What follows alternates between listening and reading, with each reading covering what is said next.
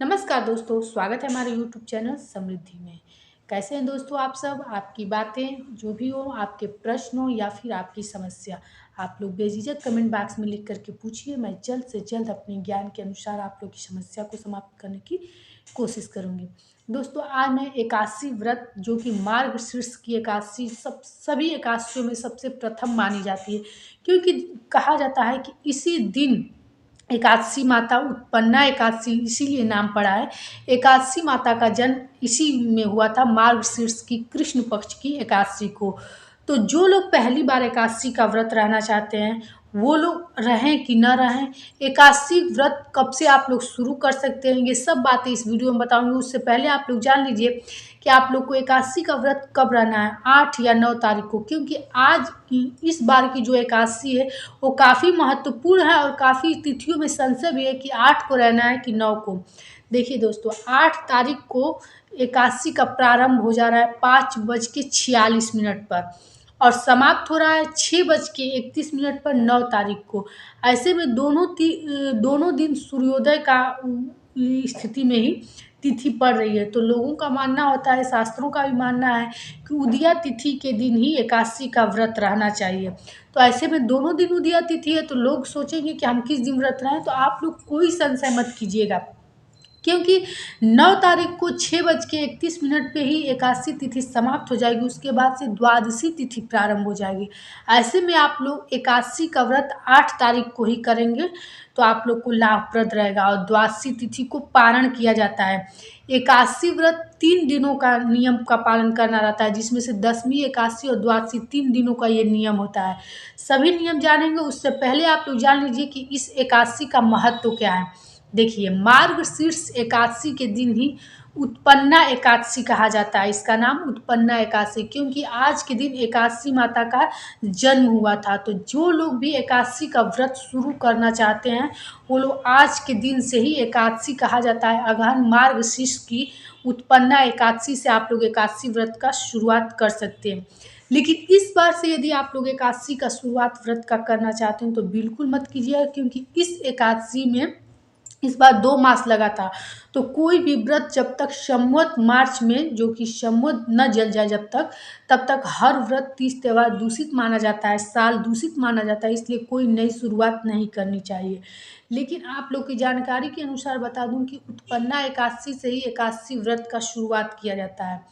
यदि आप लोग इसके पहले कोई भी मतलब कि 2 या 5 एकादशी का व्रत रहे हैं, जैसे 12 महीने में 24 एकादशियाँ पड़ती हैं, जिस वर्ष 2 मास लगता है उस वर्ष 26 एकादशियाँ पड़ती हैं। ऐसे में कुछ एकादशियाँ पवित्र होती है, जैसे कि आप ज़्यादा पवित्र माना जाता है, मतलब उसका महत्व ज़्यादा माना जाता है।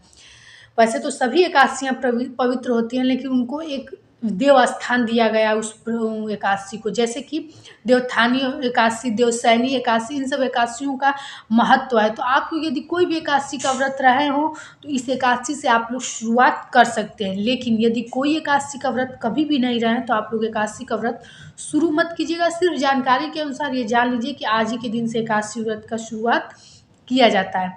अब जान लीजिए कि आप लोग को दसवीं तिथि एकादशी के नियमों का कैसे पालन किया जाता है। देखिए, एकादशी का व्रत जो लोग नहीं भी रहते हैं और जो लोग रहते भी हैं, एकादशी के दिन चावल भूल के भी मत खाइएगा। नहीं तो किसी भी देवी देवता का आप लोग पूजा करते हो, कोई भी आपके इष्ट देव हो, आपको किसी भी पूजा पाठ का फल नहीं प्राप्त होगा। इसलिए एकादशी के दिन चावल किसी को नहीं खाना चाहिए। जब आप लोग दसवीं तिथि को सूर्यास्त से पूर्व आप लोग, यानी कि 7 तारीख को इस सूर्यास्त से पूर्व आप लोग भोजन कर लीजिएगा। भोजन में सरसों का तेल, मूली, बैगन, साग, मसूर नहीं होना चाहिए और चावल नहीं होना चाहिए। इसके बाद से रात में आप लोग जलपान वगैरह फलाहार कर सकती हैं। दसवीं तिथि के दिन की बात कर रही हूँ। उससे पहले आप लोग पूरा बाल वगैरह धुल करके ब्रह्मचर्य का पालन करते हुए शुद्ध शाकाहारी भोजन कीजिएगा। एकादशी तिथि के दिन यानी 8 तारीख को सुबह आप लोग उठ करके, शुक्रवार के दिन, और ब्रह्मचर्य मुहूर्त में स्नान करके, ब्रह्म मुहूर्त में उठ करके स्नान करके और गंगा जल डाल के स्नान कीजिएगा। इसके बाद से आप लोग लड्डू गोपाल, शालिग्राम या विष्णु भगवान की जो भी प्रतिमा हो, तो आप लोग पंचामृत से स्नान करा के, आज के दिन पंचामृत से स्नान कराना चाहिए। और एक दिन पहले ही आप लोग तुलसी दल तोड़ लिया कीजिए, यदि नहीं तोड़े हैं भूलवश तो आप लोग तुलसी का जो माला है उससे स्पर्श करा के ही हर कार्य कीजिएगा, क्योंकि विष्णु भगवान की पूजा तब तक पूर्ण नहीं होती है जब तक तुलसी दल उसमें नहीं डाला गया होता है। तो आप लोग पहले ही तोड़ लीजिएगा, यदि नहीं तोड़े हैं तो तुलसी माला से स्पर्श करा करके और उनको भोग प्रसाद चढ़ाइएगा। एकादशी के दिन किसी भी देवी देवता को अन्न का भोग नहीं लगाया जाता है, क्योंकि एकादशी का व्रत कहा जाता है देवी देवताओं का ही होता है, इसीलिए इसको महाव्रत कहा जाता है। कहा जाता है कि यदि आप लोग कोई पूजा पाठ नहीं करते, मात्र एकादशी का व्रत करते हैं, तो धर्म अर्थ काम मोक्ष सब में आप लोग की सिद्धि तो प्राप्त होगी। आपको जन्म जन्मांतर के दुखों से छुटकारा मिलेगा और आपका आगे का जो जीवन होगा वो बहुत अच्छा होता है। दोस्तों, कहा जाता है कि सभी व्रत जैसे औरतें रहती हैं वो पति के लिए, संतान के लिए रहती हैं, लेकिन एकादशी मात्र ऐसा व्रत है जो अपने के सुख के लिए, अपने स्वयं के पापों को खत्म करने के लिए, स्वयं के जीवन को अच्छा बनाने के लिए एकादशी का व्रत किया जाता है। एकादशी का व्रत सभी व्रतों में सबसे पावन और सबसे बड़ा व्रत माना जाता है। तो इसलिए एकादशी के दिन आप लोग पंचामृत से स्नान कराइएगा और पीले चंदन से, पीले फूल से सजा करके पीले किसी फल का भोग लगाइएगा। अन्न का भोग किसी भी देवी देवता को नहीं लगाया जाता है। इसके बाद से आप लोग पूरे दिन फलाहार लीजिएगा। इसमें आप लोग जानते ही हैं कि किसी भी समय भोजन नहीं किया जाता है।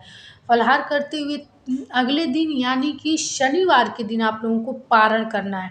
पारण आपको 6:31 के बाद करना है। पारण के दिन भी यानी द्वादशी तिथि के भी एकादशी व्रत में नियम होता है। द्वादशी तिथि को सिर्फ 2 बार भोजन किया जाता है। एक तो पारण के समय, एक दूसरा आप दोपहर में करें, रात्र में करें, शाम में करें। लेकिन पहली बार जब आप पारण करेंगे तो उसमें चावल, मसूर, मूली, उड़द नहीं रहना चाहिए, बैगन नहीं खाना चाहिए।